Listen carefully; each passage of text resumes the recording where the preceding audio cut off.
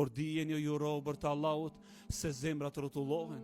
Ata në digishta pe gishtave të Rahmanit te bareke ve teala, i madhi Zot xhellu ala i rrotullon ata si të don.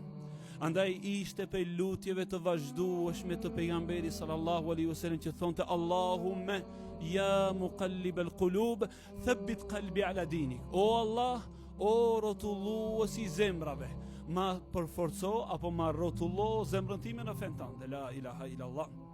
O ju vëllezër, në qoftë se pejgamberi sallallahu alaihi wasallam pas gajle për zemrën e tij, atëherë çka mund të them unë dhe çka mund të thoni ju dhe çka mund të thotë çdo njeri prej nesh, ju vëllezërit e mi. Andaj mos u çuditni në momentin kur devijon çdo njeri prej nesh, ju robër të Allahut, se çështja e udhëzimit është çështje në dorën e Allahut, çështja e devijimit është çështje në dorën e Allahut.